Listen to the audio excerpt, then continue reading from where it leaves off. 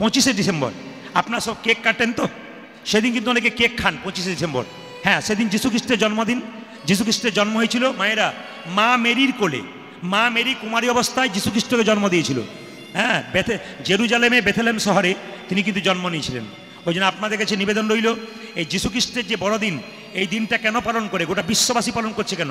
একটা কারণে পালন করছে, যীশুখ্রিস্ট আমাদের পাপ থেকে পরিত্রাণ মুক্তি দিয়েছিলেন। যীশুখ্রিস্ট অনেককে মুক্তি দিয়েছিলেন। এই জন্য খ্রিস্টানরা খুব মানে, গোটা বিশ্বের মানুষ মানে। কিন্তু একটা কথা বলে রাখি, যীশুখ্রিস্টের জন্মদিনে কেক আপনারা কাটছেন, কেক কিনছেন, কিন্তু মহাপ্রভুর কবে জন্মদিন হলো সেই দিন আমরা ভুলে যাচ্ছি। এর চাইতে লজ্জার কি হতে পারে? আপনি যীশুখ্রিস্টকে মানবেন, কিন্তু মহাপ্রভু যেদিন জন্মদিন হলো দোল পূর্ণিমার দিনে রং খেলছেন, ফাগ খেলছেন, কিন্তু একবারও মনে নাই যে আজকে মহাপ্রভুর জন্ম হয়েছে। এগুলো মাথায় রাখবেন যে আমরা করছি কি, আমরা এক করতে গিয়ে উল্টো করছি না তো, আমাদের সর্বনাশ ডেকে নিয়ে আসছি না তো। এগুলো মাথায় রাখবেন আপনারা। আজকে দুপুরবেলায় যারা নিজেদের ক্লান্তি বিশ্রাম ত্যাগ করে হরিবাসরে এলেন, তাদের জন্য ভগবানের কাছে প্রার্থনা করে গেলাম, প্রত্যেকটি পরিবারে একটা করে কৃষ্ণ ভক্ত সন্তান হোক। প্রশ্ন করবেন, আপনি গাড়ি বাড়ি টাকা পয়সা ধন দৌলত চাইলেন না, কৃষ্ণ ভক্ত সন্তান চাইলেন কেন? সচিমাতা নিমাইকে বলেছিল, নিমাই তোর বাবার পিণ্ডটা দিয়াই। নিমাই বলেছিল, মা পিণ্ড দিলে কি হয়? সঙ্গে সঙ্গে সচিমাতা বলেছিল, বাবা পিণ্ড দিলে 7 বংশ উদ্ধার হয়। আর নিমাই বলেছিল, মা পিণ্ড দিলে 7 বংশ উদ্ধার হয় তুমি বললে, শাস্ত্র বলছে যে কোনো বংশে যদি একটা কৃষ্ণ ভক্ত সন্তানের জন্ম হয় তবে 7 বংশ নয়, তার 14 বংশ। নিতাই গৌর হরি বল বলো। মহাপ্রভু যে ধন আমাদের দিয়ে গেলেন সেই ধন ধরে রাখার আমাদের কর্তব্য আছে। তা মহাপ্রভু নবদ্বীপের পথ দিয়ে চলে যাচ্ছেন, ভাব সবাই বুঝতে পারে না। ভাব কারা বুঝতে পারে? যারা গৌরকে জানে। বলছে এক ট্রাক বালিতে যদি 1 হাত চিনি ছুঁড়ে দেওয়া যায়, আর চিনি আর বালি যদি একসঙ্গে মিশিয়ে দেওয়া যায়, তবে চিনিকে কি কেউ পারে চিনিতে 1 ট্রাক বালিতে? 1 লরি বালি আর 1 হাত চিনি ছুঁড়ে দিলাম, চিনি আর বালি একসঙ্গে মিশিয়ে দিলাম, চিনিকে কি কেউ পারে চিনিতে 1 ট্রাক বালিতে? কেউ পারে না। হ্যাঁ বাবা ঠিক বলেছেন, একজন পারে। তিনি কে? না পিপিলিকা পারে চিনিকে চিনিতে 1 ট্রাক বালিতে। তা পিপিলিকার মতো গৌর ভক্ত যারা হয়, গৌরকে যারা চেনে, গৌরের নাম যারা করে, একমাত্র নিতাই গৌর হরিবোল বলে গৌরের হরিবোল। মায়েরা, ভগবানকে পেতে গেলে কাঙ্গাল বেশে ডাকতে হবে। যিনি কাঙ্গাল তিনি ভগবানকে পান, যিনি কাঙ্গাল নন তিনি ভগবানকে পান না। প্রশ্ন করবেন, তাহলে কাঙ্গাল কাকে বলে? গাড়ি বাড়ি টাকা পয়সা যার থাকে না, রাস্তায় রাস্তায় ঘুরে বেড়ায়, সে কাঙ্গাল না। হরে কৃষ্ণ। যদি তাই হয় তাহলে যিনি লালাবাবু ছিলেন তার তো গাড়ি বাড়ি টাকা পয়সা প্রচুর ছিল, তিনি কাঙ্গাল হলেন কেন? যিনি সংসার জীবন যুদ্ধে চলার পথে একবার ভগবানকে জানতে পেরে যান, যিনি গোবিন্দের সম্পর্কে একটু জানতে পেরে যান, ভগবানের নামের সঙ্গে লিপ্ত হয়ে যান, তিনি কাঙ্গাল হয়ে যান। আমাকে জিজ্ঞেস করবেন, প্রদীপবাবু আপনি কত টাকার মালিক কীর্তন করলেন? আমি আপনাদের বলে দিলাম আমি 2 কোটি টাকার মালিক। ধরুন আমি বললাম, বাহ, আপনার আয় হচ্ছে মানে টাকা হচ্ছে, ধন হচ্ছে 2 কোটি, আশ্রয় কেমন দেখবেন 4 তলা। তাহলে আশ্রয়টা হচ্ছে 4 তলা, বিষয়টা হচ্ছে 2 কোটি। এ কথা বলে কারা? আমার মতো মূর্খ যারা। ভক্তকে জিজ্ঞেস করুন, বৈষ্ণবকে জিজ্ঞেস করুন, তোমার বিষয় কি? তিনি বলেন বিষয় হলো ভগবান কৃষ্ণ। আর আশ্রয় কি? না রাধা রানী। যিনি সংসার জীবনে রাধাকে আশ্রয় করতে পেরেছে আর কৃষ্ণকে বিষয় করতে পেরেছে, তার মতো ধনবান পৃথিবীতে আর কজন আছে? এই জন্য ভগবানকে যে ধন করতে পেরেছে তার আবার চিন্তা কি আছে? উনিকে গালে হাত দিয়ে বসে কীর্তন শুনে, তার কাছে আমার নিবেদন রইল, ভাবছো বসে চলবে কিসে, তুমি ভাববার কি? যিনি ভাববার তিনি ভাবছেন, তুমি ভাবো তাকে। সবকিছু ভাবনার মালিক তিনি। মায়েরা, বাচ্চা যখন জন্ম নেবে তখন কি খাবে একথা আপনারা কেউ ভাবেন নাই, কিন্তু উনি ভেবে বসে আছেন।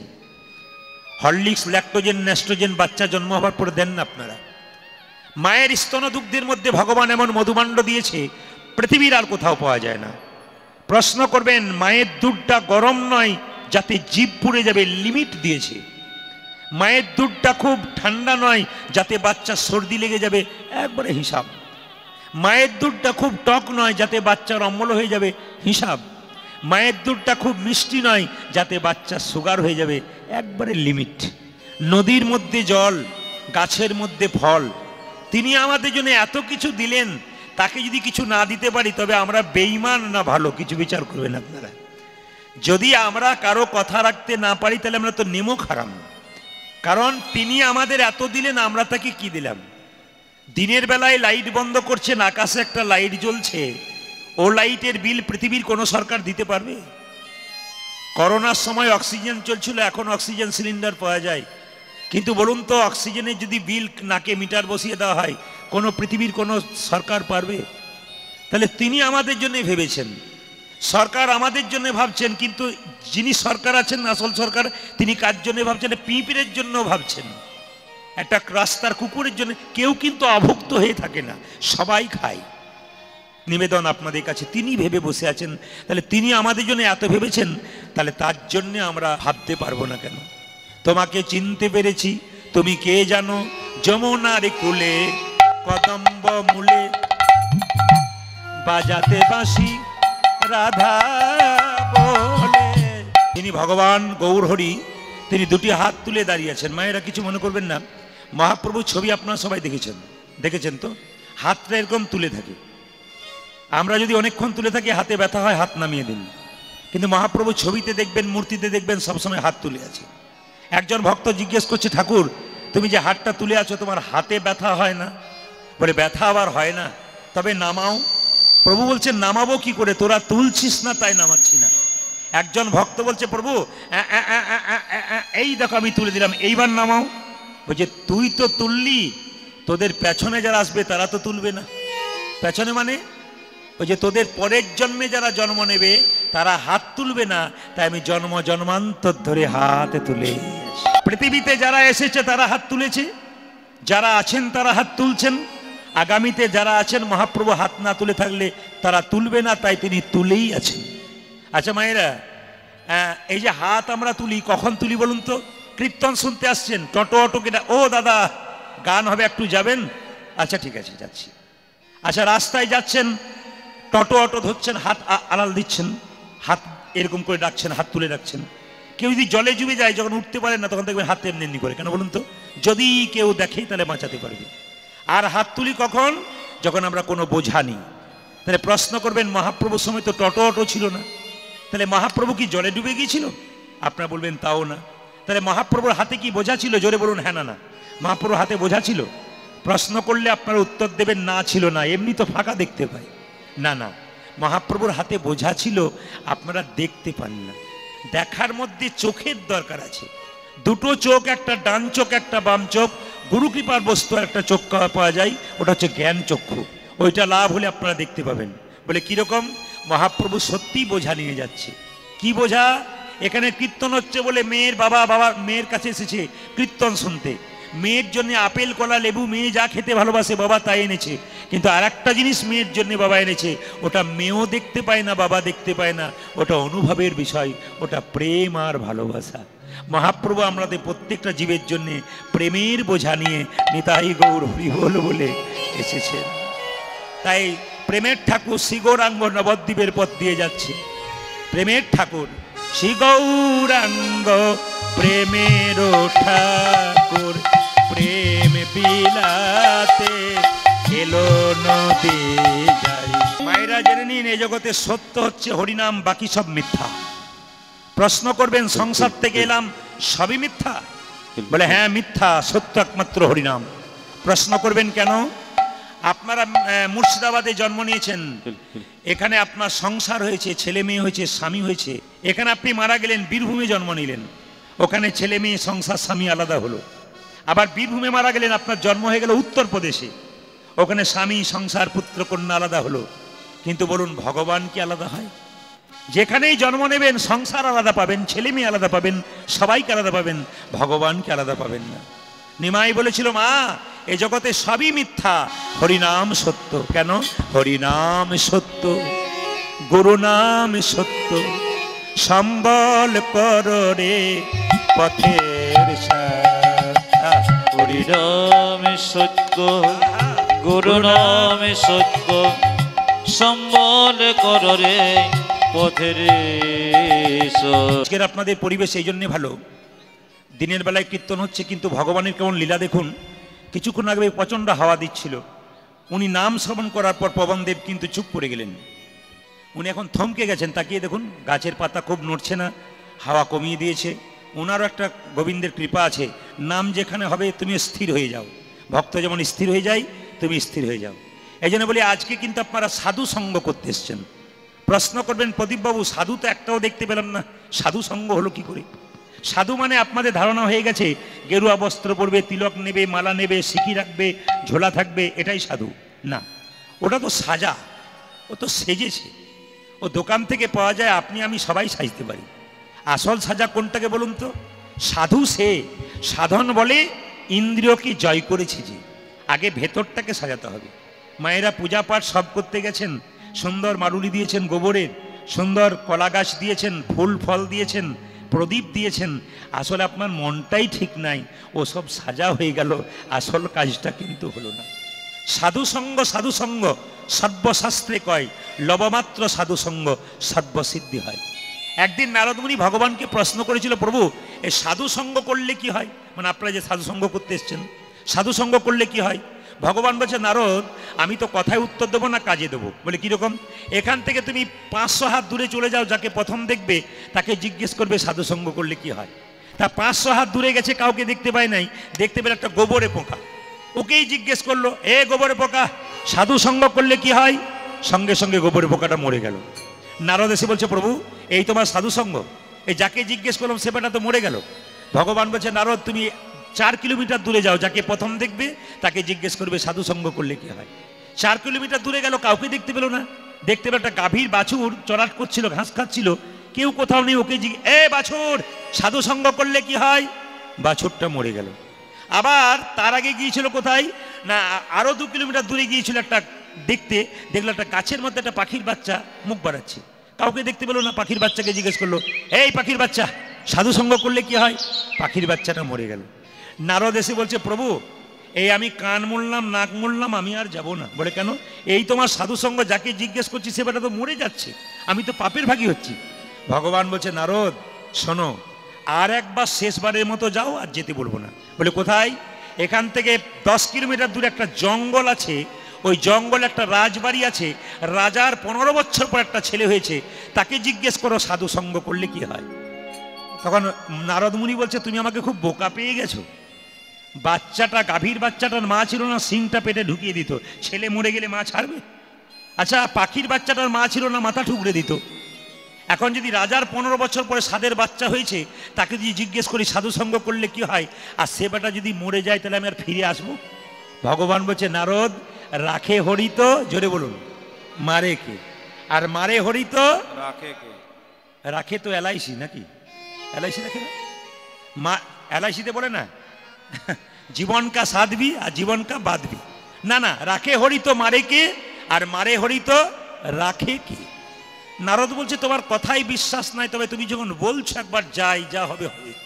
নারদ কি করেছে বাবা, বিনাটি বাজাতে বাজাতে পা টিপে টিপে চলেছে ভয়ে ভয়ে, যে যা হবে হবে, বোধহয় আর ফিরে আসতে পারবো না। তো আসতে পারি আর না পারি, ভগবানের নাম নিয়েই যাই। মৃত্যু যদি হয়তো ভগবানের নামেই হোক। নারদ বিনাটি বাজাতে বাজাতে চলেছে কোথায়? ওই রাজবাড়িতে 15 কিলোমিটার 10 কিলোমিটার দূরে, কোথায়? জঙ্গলের মধ্যে। তিমি রবিদারি। মায়েরা নারদকে চেনেন? নারদকে চেনেন? এমন ভাবে মাথা নোড়াচ্ছেন, আপনাদের পাড়ার লোক মনে হচ্ছে। না না, আমি ওই নারদের কথা বলি না, যে নারদ আমার কথা বলে, আমার আপনার কথা বলে ঝগড়া লাগিয়ে দেয়। আমি সেই নারদের কথা বলেছি যে ভক্ত ভগবানের মধ্যে মিলন ঘটিয়ে দেয়। নারদের হাতে কি ছিল? বীণা। বীণাটি নিয়ে চললো কোথায়? ওই রাজবাড়িতে, জঙ্গলের মধ্যে। তিমি রবেদারি অলক বিহারী, নামের বর্ণে বর্ণে শোভা ঝরে। তিমি রবেদারি অলক বিহারী, নামে বর্ণে বর্ণে শোভা ঝরে। নারায়ণ নারায়ণ নারায়ণ নারায়ণ নারায়ণ নারায়ণ। মায়েরা নারদ কোথায় এলো বলুন তো? বলবেন ভালো করে, কার বাড়িতে এলো? হ্যাঁ দেখুন বাচ্চাটা কি এ আমার সমর্থনে একজন আছে, কি বলুন তো, প্রতিটি আসরে বাচ্চারা কিন্তু প্রথম উত্তর দেয়। এ বলছে রাজবাড়িতে এলো, শুনেছে মন দিয়ে। তা রাজবাড়িতে এসেছে, পা টিপে টিপে চলছে। রাজা দেখতে পেয়ে বলল, নারদ মুনি কি ভাগ্য ভালো, আপনি এসেছেন। বলে হ্যাঁ আমি তো এলাম, কিন্তু আপনার নাকি একটি ছেলে হয়েছে। বলছে বাবার এই 15 বছর পরে ছেলে হয়েছে। না আপনার ছেলেকে একটি প্রশ্ন করতাম। সঙ্গে সঙ্গে রাজা বলছে একটা মানে তুমি 10টা করতে পারো। নারদ তখন বলছে যে বাড়িতে প্রশ্ন করবো তার পেছন দিকে দরজা আছে তো। মানে বুঝতে পেরেছেন ব্যাপারটা? বলছে যে বাড়িতে প্রশ্ন করবো তার পেছন দিকে দরজা আছে। রাজা বলছে একটা মানে 3টে আছে। নারদ বলছে তাহলে বাঁচার উপায়ও আছে। এখন লক্ষ্য করুন মায়েরা, নারদ বাড়ির ভেতরে ঢুকেছে, ঢুকে কি করেছে, তো নারদ জিজ্ঞেস করছে, এ খোকা, এক পা ভেতর এক পা বাইরে, এ খোকা সাধু সঙ্গ করলে কি? দাঁড়াও। না বলেছে কি বলে লাফিয়ে পালাতে যাবে, ছেলে বলল দাঁড়াও। নারদ তখন চমকে উঠলো, বেটা মরেছে না ভূত হয়ে গেছে। ছেলেটি বলল শোনো নারদ মুনি, সাধু সঙ্গ করলে কি হয়? প্রথমে ছিলাম গোবরে পোকা, গোবরে পোকা, তোমার মতো সাধু সঙ্গ পেয়ে হলাম। প্রথমে ছিলাম গোবরে পোকা, তোমার মতো সাধু সঙ্গ হয়ে হলাম পাখির বাচ্চা। পাখির বাচ্চা, তারপর তোমার মতো সাধু সঙ্গ পেয়ে পাখির বাচ্চা থেকে হলাম আমি গাভীর বাচ্চা। তোমার মতো সাধু সঙ্গ হয়ে এলাম রাজার বাচ্চা। রাজার বাচ্চা। এই জগতে যে সাধু সঙ্গ করি সে যেমন তেমন ঘরের সন্তান হয় না, সন্তান হয় না, তিনি পৃথিবীর রাজা স্বয়ং ভগবান শ্রীকৃষ্ণের সন্তান হয়ে যায়। সন্তান হয়ে যায়। আজকে যারা কীর্তন শুনছেন তারা পৃথিবীর রাজা ভগবান কৃষ্ণের সন্তান হয়ে গেছেন। আজকে মহাপ্রভু এইভাবে ভাবিত হয়ে নবদ্বীপের পথ দিয়ে চলে যাচ্ছেন। কিভাবে যাচ্ছেন? কালী দহ কালী দহ বলি, ওগো কালী দহ কালী দহ বলে। ভগবানকে জানতে গেলে প্রথমে আপনাদের প্রথম কর্তব্য প্রত্যেকটি মানুষের, সেটা হচ্ছে দীক্ষা নেওয়া। প্রশ্ন হচ্ছে দীক্ষা শিক্ষা দুটো আলাদা জিনিস। এখানে বয়স্ক বাবারা জানেন দীক্ষা শিক্ষা কাকে বলে। দীক্ষা হচ্ছে কৃষ্ণকে জানা, আর শিক্ষা হচ্ছে রাধাকে জানা। যারা দীক্ষা নিয়েছেন তারা কৃষ্ণকে জানতে পারছেন, কিন্তু রাধা তত্ত্ব জানতে গেলে আপনাকে শিক্ষা নিতে হবে। এই শিক্ষাগুরু আলাদা, দীক্ষাগুরু আলাদা। শিক্ষাগুরু আবার এই দিক দিয়ে চিন্তা ভাবনা করতে গেলে শিক্ষা যেটা কোনটা দেহতত্ত্বের ব্যাপার, যারা নিয়েছেন তারা জানেন। এই জন্য বলে রাখি মায়েরা, গুরু করবেন বেছে বেছে, যাকে তাকে করবেন না। পাকা গুরু করবেন, কাঁচা গুরু করবেন না। রামকৃষ্ণদেব বলেছিলেন গুরু যদি করবে বাবা তবে পাকা গুরু করো, কাঁচা গুরু করো না। অনেকে প্রশ্ন করে প্রদীপবাবু পাকা গুরুকে কাঁচা গুরুকে বুঝবো কি করে? কাঁচা গুরু তারা মন্ত্র দেওয়ার আগে চুক্তি করে, যারা এই চাই সেই চাই ওই চাই। যিনি পাকা গুরু হবেন তিনি কোনদিন চুক্তি করবেন না মা। যিনি গুরু মন্ত্র দেবেন তিনি চুক্তি করবেন না, তোমাকে এই লাগবে সেই লাগবে ওই লাগবে, কিচ্ছু চুক্তি লাগবে না, করবে না। আর যিনি কাঁচা গুরু তিনি কি করবেন? চুক্তি করবেন। যিনি পাকা গুরু তিনি মন্ত্র দেওয়ার পর জিজ্ঞেস করা হবে বাবা দক্ষিণা কি দেবো, তিনি বলবেন দক্ষিণা কি দেবে, তোর ভক্তিটুকু আমার চরণ তলে দে। গুরু এরকম হওয়া উচিত, সংসার সমুদ্রে বারবার আমরা আঘাত পাচ্ছি, দুঃখ যন্ত্রণায় বারবার লিপ্ত হচ্ছি। সংসার মানে দুঃখালয়, এটা সুখালয় নয়। আপনারা ভাবছেন এটা সুখালয়, সুখের জন্য এখানে আসেনি, সব তো দুঃখের জন্য এসেছি। প্রতি পদে পদে দুঃখ, একটু সুখ পাচ্ছেন তো বেশিরভাগ দুঃখ পাচ্ছেন আপনারা। এই দুঃখালয়ে থেকে আমাদের দুঃখ থেকে উদ্ধার করতে গেলে দুজনকে দরকার, একটা হচ্ছে গুরু, একটি গোবিন্দ। গোবিন্দকে জানতে গেলে প্রথমে গুরুকে আপনাকে ধরতে হবে। গুরু এরকম হওয়া উচিত যিনি আপনার পাশে বসলে দুটো কথা জিজ্ঞেস করলে মনের সঙ্গে উত্তর দেবেন, তিনি গুরু। মায়েরা, আপনাদের মনে কোনো দুঃখ যন্ত্রণা থাকলে আপনি 5 জনের কাছে বলবেন না, পাড়ার 5 জনকে বললে দুঃখ যন্ত্রণা আরো ছড়িয়ে দেবে। আপনার ভেতরে দুঃখ থাকুক যন্ত্রণা থাকুক, আপনি বলবেন ক জায়গায়? 2 জায়গায়, একটি গুরুচরণ, একটি গোবিন্দচরণ। গুরুর কাছে মনের কথা খুলে বলবেন, তিনি বাবার মতো, তিনি আপনার সব সমস্যার সমাধান করবেন, কাউকে বলবেন না। আর গোবিন্দ হলেন ভগবানের মত, তিনি ভগবান, তার চরণের সামনে 2 ফোঁটা চোখের জলে একবার ভগবানকে ডাকবেন, দেখবেন তিনি কৃপা করবেন। কাঁদতে যদি হয় তবে সংসারের জন্য কেঁদো না, কাঁদবে যদি তবে ভগবানের জন্য কাঁদো। ভগবানের জন্যে কাঁদো। সংসারের জন্য যত কাঁদিবে তত জ্বালা বাড়িবে, তত জ্বালা বাড়িবে। সংসারে ছেলের জন্য কাঁদবে, মেয়ের জন্য কাঁদবে, শেষে ছেলে মেয়ে প্রশ্ন করবে তুমি আমার জন্য কি করেছো, কি করেছো? তখন আপনি যন্ত্রণায় ব্যথাই যন্ত্রণায় কাঁদবেন, জ্বালা বাড়বে, যন্ত্রণা বাড়বে, আস্তে যন্ত্রণায় ব্যথা বাড়বে, জ্বালা বাড়বে। যখন সংসারের জন্য কাঁদবে শুধু জ্বালা বাড়বে, আর ভগবানের জন্য কাঁদলে কি হবে, জ্বালা কমবে। সংসারের জন্য যখন কাঁদবে চোখ থেকে জল পড়বে, সেই জল চোখের কোণ দিয়ে পড়বে, সে জল স্পর্শ করলে গরম লাগবে, সে জল মুখের মধ্যে প্রবেশ করলে নোনা নোনা ভাব লাগবে। কিন্তু হা কৃষ্ণ প্রাণ গোবিন্দ বলে যে জন একবার কাঁদতে পারে, কাঁদতে পারে, তার চোখের জল চোখের কোণ দিয়ে যায় না, কোন দিয়ে যায় না, তার চোখের জল চোখের মাঝ দিয়ে পড়ে, মাঝ দিয়ে পড়ে। সে জল স্পর্শ করে দেখবেন শীতল হয়ে গেছে, শীতল হয়ে গেছে, সে জল মুখের মধ্যে প্রবেশ করলে মিষ্টি মিষ্টি ভাবে লাগিবে, মিষ্টি মিষ্টি ভাবে লাগিবে। আমরা খুব চালাক। কিসের চালাক বলুন তো? বড় বড় বাজারে আমার গান হয়, আমি 25 তারিখে মেদিনীপুর টাউনে গান গাইছিলাম, একবার বিরাট টাউন। তো সেই টাউনের মধ্যে যিনি কাউন্সিলর তিনি গান করাচ্ছিলেন, 14 থেকে 15,000 মানুষ, তার মধ্যে কিছু কিছু মানুষ আসতে পারে নাই। কাউন্সিলর সাহেব আমার সঙ্গে গল্প করছিলেন, এত প্রচার করলাম দাদা, জায়গা তো দিতে পারিনি, আরও জায়গা দিতে পারতাম না, ভগবান যেটুকু দিয়েছে সেইটাই ভালো। কিন্তু অনেককে জিজ্ঞেস করি আজকে কীর্তন শুনতে যাবে না, যারা ব্যবসায়ী মানুষ তারা বলে আজকে তো রবিবার নয়, আমাদের রবিবার দিন দোকান বন্ধ থাকে, ওই দিন থাকলে হরিনাম শুনতে যেতাম, হরির কাছে একটু যেতাম। মানে রবিবার ছাড়া হবে না আর কি।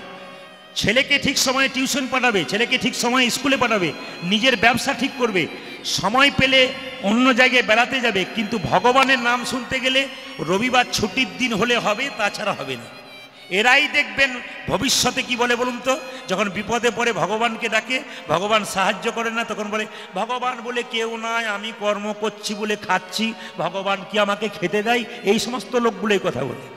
আচ্ছা, এই সব লোকগুলো যদি মঙ্গলবার দিন বিপদে পড়ে আর ভগবানকে ডাকে, ভগবান যদি বলে আমি আজকে যাব না, তোমার তো রবিবার দিন ছুটির দিন, ওই দিন যাব, তখন কেমন হবে বলুন? আপনি বিচার করে বলবেন।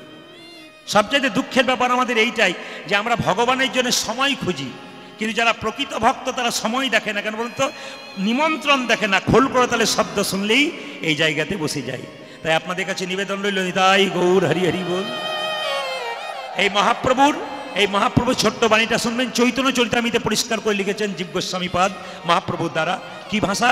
যে 10 5 সবে মিলে দাঁড়াইতে বসিয়া কীর্তন করহ সবে হাতে তালি দিয়া। সবাই মিলে হরে কৃষ্ণ মহামন্ত্র নাম গাইবেন, একসঙ্গে গাইবেন সবাই। হরে কৃষ্ণ কৃষ্ণ কৃষ্ণ কৃষ্ণ হরে হরে, হরে রাম রাম রাম হরে হরে। তালি দিয়ে হরে কৃষ্ণ সবাই বলুন, কৃষ্ণ হাত তুলে বলুন, কৃষ্ণ কৃষ্ণ হরে হরে, প্রেম সে হাত তুলে, হরে রাম রাম রাম হরে হরে। যারা হাত তালি দেবেন পরের জন্মে হাত পাবেন, যারা দেবেন না তাদের পাওয়ার আর চান্স নেই। সবাই মিলে হাত তালি দিন, যে কি কারা কারা হাত নেবেন তারা তালি দেবেন। তবে আপনাদের আসলে সব চাইতে দাঁড়ান, সব ভালো লাগলো আপনার তালি দিচ্ছেন, সবাই 2-4 জন দিচ্ছে না কেন বলুন তো? ওরা ভাবছে যে দিচ্ছে তার আগে কি হয় দেখি, তারপর দেবো। যখন দেখতে যাবেন তখন তো ট্রেন ফেল হয়ে যাবে। এই যে সময় থাকতে দেন, অসময়ে তখন ফসতাবেন, কেন দিই নাই বলে তো আজ এরকম। হাততালি দেবেন না তো লাভ আছে। এটা যদি আমরা ধর্মের দিকে বহু কিছু বোঝাই, যদি বিজ্ঞানের দিকে বোঝাই, তাহলে বলছে এই যে হাততালি দিচ্ছেন, রামদেবজির ব্যায়াম দেখবেন, এই হাতটার মধ্যে থাইরয়েড থেকে সুগার থেকে প্রত্যেকটা জিনিস এই হাতের তালির মধ্যে কিন্তু কৃপা আছে। এই হাতে যদি কেউ বরাবর তালি দিতে পারে, ভগবানের নামে বলুন, যে কোনো সৎসঙ্গে বলুন, তাহলে হাতে কোনোদিন প্যারালাইসিস হয় না জীবনে, এটা বিজ্ঞান স্বীকার করেছে। যদি আপনারা ধর্মের দিকে নাই যান, যারা একটু যুক্তিতক্ক দেখান, তাদের জন্য বলে দিলাম হাত তালি দিয়ে কীর্তন করবেন। হাত ওঠান, একসঙ্গে ওঠান, বাহ বলুন, হরে কৃষ্ণ কৃষ্ণ কৃষ্ণ কৃষ্ণ হরে হরে, হরি বল, হরে রাম হরি বল, রাম রাম হরে হরে। হরি বল, হরে কৃষ্ণ কৃষ্ণ হরি বল, কৃষ্ণ কৃষ্ণ হরে হরে, হরি বল, হরে রাম হরে রাম হরে বল রাম রাম হরে হরে জয় সচিনন্দন গৌর হরি হরি বিষ্ণু প্রিয়ার প্রাণধানে মুকুন্দ মুরারি বলুন জয় সচিনন্দন জয় গৌর হরি কৃষ্ণ প্রিয়া প্রাণনাথ গোবিন্দ মুরারি জয় সচিনন্দন জয় গৌর হরি বিষ্ণু প্রিয়ার প্রাণধানে মুকুন্দ মুরারি জয় সচিনন্দন জয় গৌর হরি কৃষ্ণ প্রিয়া প্রাণধন মুকুন্দ মুরারি হরে কৃষ্ণ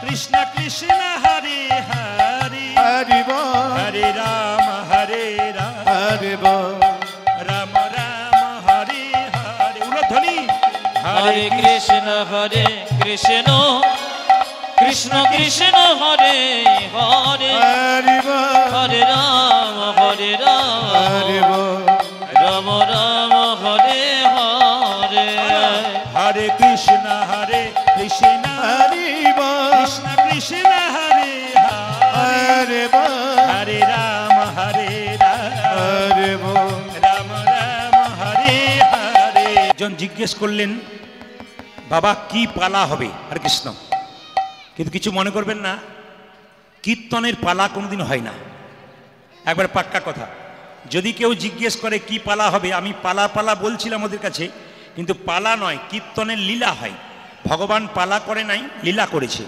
যাত্রা পালা হয় নাটকের পালা হয় কীর্তনে কিন্তু লীলা হয় মায়েরা আমাদের জীবনে দুটো পালা আছে সবাই আপনারা জানেন একটি আসার পালা আর একটি জোরে বলুন যাওয়ার পালা খুব ঠান্ডা মাথায় বলবেন একটি আসার পালা একটি যাওয়ার পালা এবার ঠান্ডা মাথায় উত্তর দিন গরমের দিন নয় ঠান্ডার দিন উত্তরটা ভালো দিতে পারবেন যে আমরা যে কীর্তন শুনতে এসছি যারা শুনতে এসছি তাদের কোন পালা শেষ হয়েছে আসারটা না যাওয়ারটা জোরে বলুন আমি জোরে শুনতে চাই আসারটা না যাওয়ারটা আসারটা আচ্ছা বাকি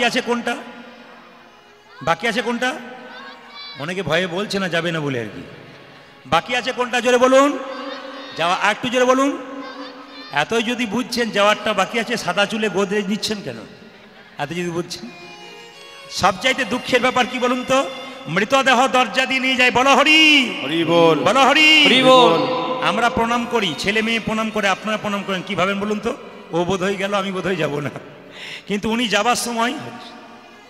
যাবার সময় আমাদের দেখিয়ে যায় আমি মরি নাই আমি দেখিয়ে দিচ্ছি আমাকে দেখে শেখো বলে কি আমি আসতে আমাকে দেখে শেখো তুমি যেমন সংসার করছিলে আমিও সংসার করছিলাম আমি যেমন হেলতে দুলতে মাচাতে চললাম একদিন তোমাকেও হেলতে দুলতে নিতাই গৌর হরি বল বলে চলে যেতে হবে কিন্তু সবচাইতে আশ্চর্য পৃথিবীতে এইটাই পশুগুলো আমাদের শিখিয়ে দেয় কোন পশু দেখবেন বাবা অপরাধ নেবেন না কসাইখানাতে যেখানে ছাগল কাটা হয় একটা ছাগলকে কেটে ছালটা ছুলে টাঙিয়ে দেওয়া হয়েছে একটা ছাগল তার পাশে বসে দিব্যি কাঁঠাল পাতা চিবোচ্ছে ও জানে না যে এরপরের লাইনটা আছে আর কি আমাদের ওইরকম ব্যাপার আমরা দিব্যি আনন্দে আছি দেখতে পাচ্ছি না ও চলে গেল আমরা যাব না না যাওয়ার আসার আমাদের পালা আছে কিন্তু কীর্তনে লীলা হয় ভগবান শ্রীকৃষ্ণ কালিয়নাগকে কীভাবে দমন করলেন তারই ছোট্ট করে আপনাদের সামনে তত্ত্বের মাধ্যমে বলবো হরে কৃষ্ণ ভগবান শ্রীকৃষ্ণ কালিয়নাগকে দমন করলেন এই কালিয়নাগটি কি কে পূর্বজন্মে আপনাদের জানিয়ে দিই মায়েরা এই জন্মে ভালো কর্ম করবেন পরের জন্মে আপনি ভালো ফল পাবেন আপনাদের এই গ্রামে এখন আপনাদের কাছে একটা নিবেদন রইল আপনারা বারবার আর কেউ আসরে আসবেন না সবার কাছে নিবেদন রইল আপনারা কেউ বারবার আসরে আসবেন না আসরে আসলে কীর্তনে লীলার ডিস্টার্ব হয় যা হয়ে গেছে এই পর্যন্ত কমপ্লিট থাক আর কাউকে তিলক দেবারও দরকার নেই তিলক যিনি দেবেন তার কীর্তন শোনা হবে না আর যিনি নেবেন তারও কীর্তন শোনা হবে না যা দেওয়া হয়ে গেছে হৃদয় মাঝে যে কৃষ্ণকে রেখেছি এইটাই সবচাইতে বড় ব্যাপার এগুলা করার দরকার নেই আপনাদের কাছে নিবেদন রইল হরে কৃষ্ণ তো এ জন্মে যেমন কর্ম করবেন পরের জন্মে ফল সেরকম হবে ধরুন এই গ্রামে আজকে দুটো বাচ্চার জন্ম হয়েছে একটা বাচ্চা গরিবের ঘরে ভিখারির ঘরে জন্ম নিয়েছে মায়ের দুধ পাচ্ছে না মা এত গরিব শরীর শীর্ণকায় আর একটি বাচ্চা জন্ম নিল একবার রাজার বাড়ির মতো বাড়িতে সোনার চামচ মুখে নিয়ে বলুন তো ছেলে দুটো কি কর্ম করেছিল নিশ্চয় ভালো কর্ম যে করেছিল রাজার ঘরে সোনার চামচ মুখে নিয়ে জন্ম নিল একজন আবার ভিখারির ঘরে জন্ম নিল এবার কর্মের উপর নির্ভর করবে পরের জন্মে তার কেমন জন্ম হবে রাজা চন্দ্রধ্বজ বলে একজন রাজা ছিল তার পেটে একবার প্রচণ্ড যন্ত্রণা হয়েছিল কোনো মতেই ভালো হচ্ছে না তো অনেক কবিরাজ দেখালো একজন কবিরাজ বলল আপনার কোনো ওষুধে পেটের যন্ত্রণা ভালো হবে না একটা টোটকা ওষুধ আছে বলে কি আপনি যে রাজবাড়িতে বাস করছেন তার পেছন দিকে একটা সরোবর আছে, ওই সরোবরে একটা রাজহংস খেলা করছে। ওই রাজহাঁসটাকে ধরে যদি তুমি পিত্তটা ভক্ষণ করতে পারো, তোমার পেটের যন্ত্রণা ভালো হবে। মায়েরা, রাজা বলে কথা, রাজহাঁসকে ধরে আনা হলো। যখন রাজহাঁসকে হত্যা করতে যাওয়া হবে, রাজহাঁস কেঁদে কেঁদে বলল, রাজামশাই, আমাকে না মেরে যদি আপনার পেটের যন্ত্রণা ভালো হয়, একটা উপায় বলবো। বলে কি না, যে সরোবর থেকে আমাকে ধরে আনলে সেই সরোবরের উত্তর দিকে একটা গাছের ওপরে এক মুনি বসে আছে পা দুলিয়ে, ও চরণ ধোয়া জল পান করলে তোমার পেটের যন্ত্রণা ভালো হবে। রাজা বলে কথা, মা সোনার পাত্র নিয়ে গেছে। ও মুনিবর, ডান পাটায় গিয়ে দাও। ডান পায়ে গিয়ে দিল, মা পুঁজ আর রক্ত, ছি, এই জল আমি পান করবো না। ও মুনিবর, তুমি তোমার বাঁ পাটায় গিয়ে দাও। যখন বাঁ পাটায় গিয়ে দিয়েছে, পুঁজ রক্ত তো রয়েছে, তার সঙ্গে পোকা কিলবিল কিলবিল করছে, ছি, এই জল আমি পান করতে পারবো না। রাজা একটা ভালো কাজ করেছিল, বৈষ্ণবের চরণ ধোয়া জল মাথায় করে এনেছিল। রাজা চন্দ্রধরের দুটো স্ত্রী ছিল, তারা বলল, স্বামী, জল পান করতে বলে না বৈষ্ণবের, তবে আমাদের দাও, দুজন মিলে পান করব। দুজনের স্ত্রী যখন জল পান করেছে, সেই মুনি ক্রোধে ক্রোধান্বিত হয়ে ছুটে এসে বলল, রাজা, এ তুমি কি করলে? আমার চরণ ধোয়া জলকে তুমি অপমান করলে, তুমি খল প্রবৃত্তি করলে। আমি তোমাকে অভিশাপ দিলাম, তোমার খল বংশে জন্ম হোক, তুমি হবে কালীয় নাগ। রাজা চন্দ্রধ্বজ কেঁদে কেঁদে বলে, হে মুনিবর, অভিশাপ যদি দিলে আমায়, সাপে কুলে জন্ম হোক।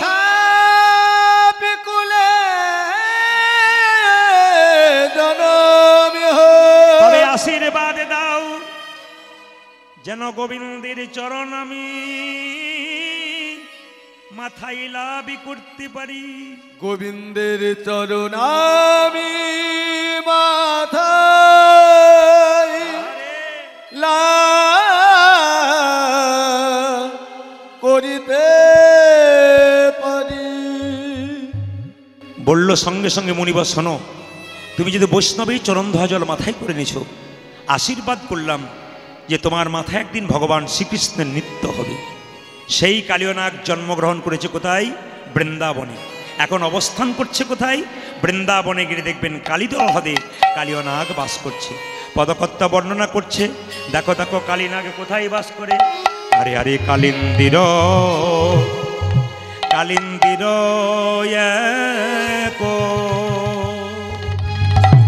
ও এক দহে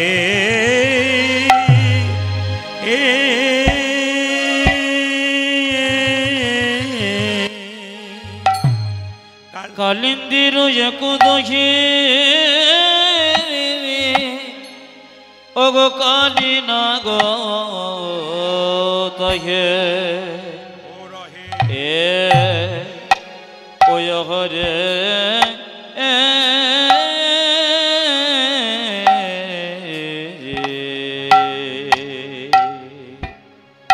কালিন্দির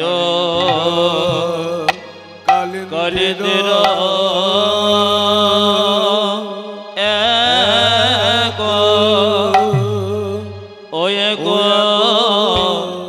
দহে এ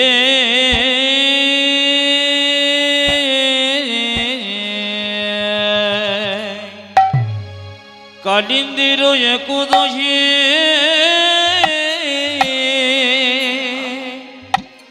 ওগো কালী নাগ তহে এ এ এ এ এ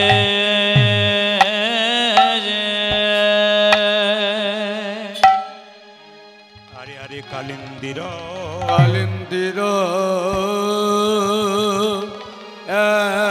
এক ও এক দহে এ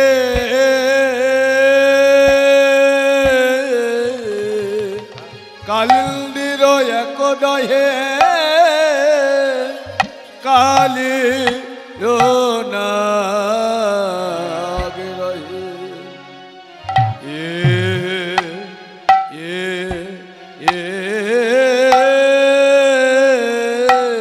ওগো তার বিষে জড়াই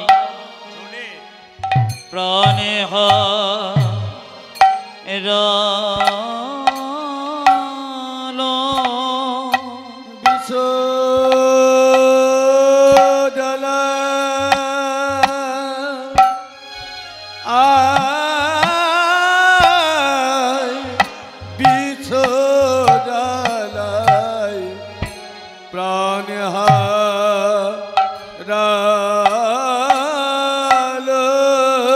তারা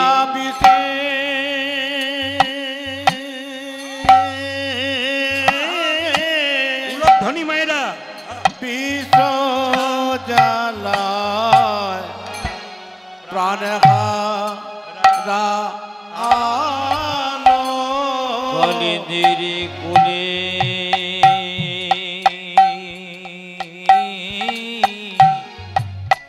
বিষের জ্বালায় প্রাণে হারালো কলিদের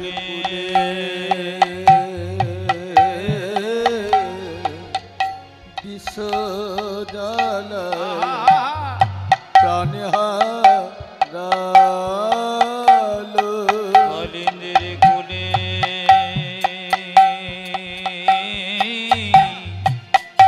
বিষের জ্বালায় প্রাণে হারালো ও তারা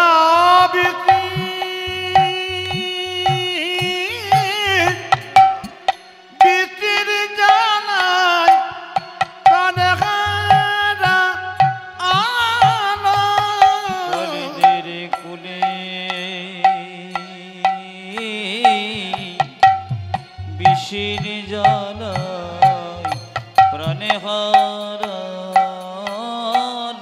কালিন্দের কুলে বিষ জ্বালায় প্রাণ হারালো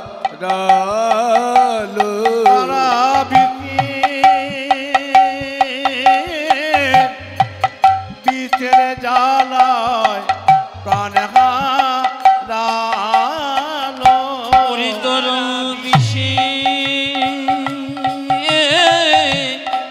বিষের জ্বালায় প্রাণে হারালো কালিন্দের বিষ জ্বালায় প্রাণ হারালো কলিদের কোলে বিষের জ্বালায় প্রাণে হারালো কারা বিষের জ্বালায় প্রাণ হারালো কলিদের বিষের জ্বালায় প্রাণে হারালো কালিন্দের কুলে বিষের জ্বালায় প্রাণ হারালো ও তারা বিচির জ্বালায় প্রাণ হারালো বিষের জ্বালায় প্রাণে হারালো তারা বিষের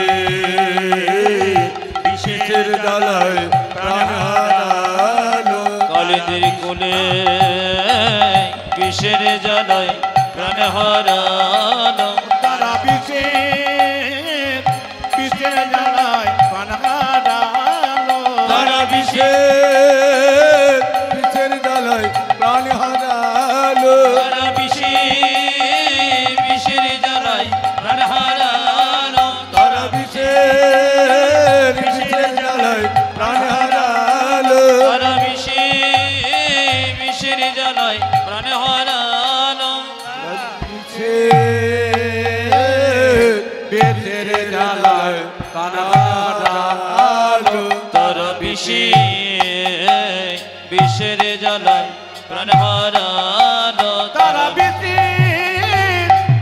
জ্বালায় প্রাণ হারালো তারা বিষের জ্বালায় প্রাণ হারালো ও তারা বিষের জ্বালায় প্রাণ হারালো তারা বিষের জ্বালায় প্রাণ হারালো তারা বিষের জ্বালায় প্রাণ হারালো তারা বিষের জ্বালায় প্রাণ হারালো তারা বিষের জ্বালায় প্রাণে হারালো ও ও ও ও কলিন্দি কলিন্দির